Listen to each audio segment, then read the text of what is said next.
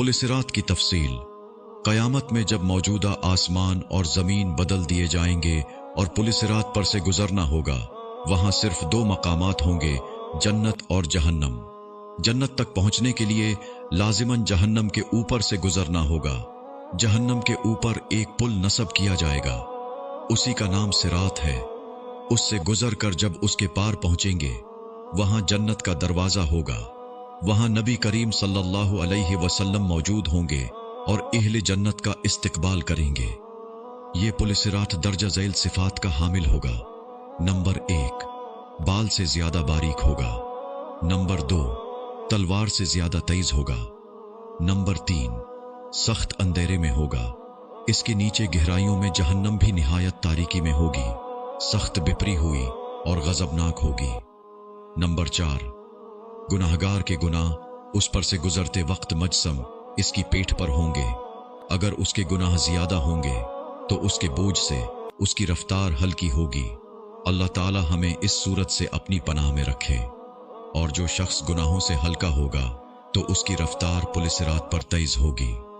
Number 5, इस पुल के ऊपर आंकड़े लगे हुए होंगे और नीचे कांटे लगे होंगे जो कदमों को जख्मी करके उसे मुतासिर करेंगे। लोग अपनी बदामालियों के लिहाज से इससे मुतासिर होंगे। नंबर 6, जिन लोगों की बेईमानी और बदामालियों की वजह से उनके पैर फिसल कर वो जहन्नम के गड्ढे में गिर रहे होंगे, उनकी बुलंद चीख पुकार से पुलिसिरात पर दहशत तारी होगी। रसूलुल्लाह सल्लल्लाहु अलैहि वसल्लम पुलिसिरात की दूसरी जानिब जन्नत के दरवाजे पर खड़े होंगे। जब तुम पुलिसिरात पर पहला कदम रख रहे होगे, आप सल्लल्लाहु अलैहि वसल्लम तुम्हारे लिए अल्लाह ताला से दुआ करते हुए कहेंगे, या रब्बि सल्लिम, या रब्बि सल्लिम।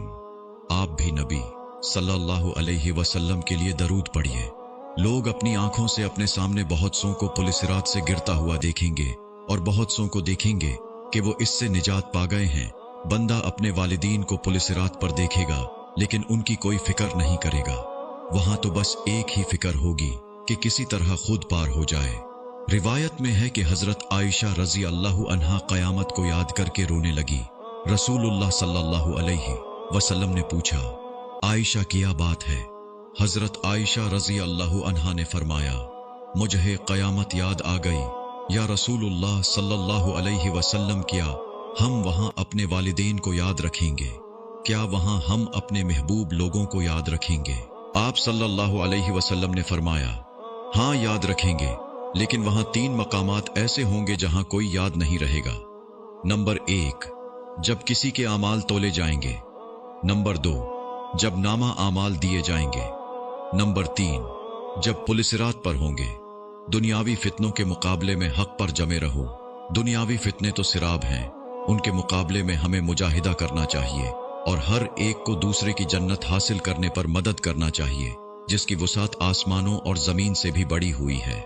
इस पैगाम को आगे बढ़ाते हुए सदका जारिया की नीयत करना न भूलें। या अल्लाह, हमें उन खुश नसीबों में कर दीजिए जो पुलिसिरात को आसानी से पार कर लेंगे। ए परवरदिगार, हमारे लिए अपना फजल, करम, रहम वले हुस्न खात्मा का फैसला फरमाइए। आमीन। इस तफसील के बाद भी क्या गुमान है कि वहां कोई रिश्तेदारियां निभाएगा जिसके लिए तुम यहां अपने आमाल बर्बाद कर रहे हो? मखलूक के बजाय खालिक की फिक्र करो, अपने नफ्स की फिक्र करो। कितनी उम्र गुजर चुकी है और कितनी बाकी है? क्या अब भी लापरवाही और आइश की गुंजाइश है?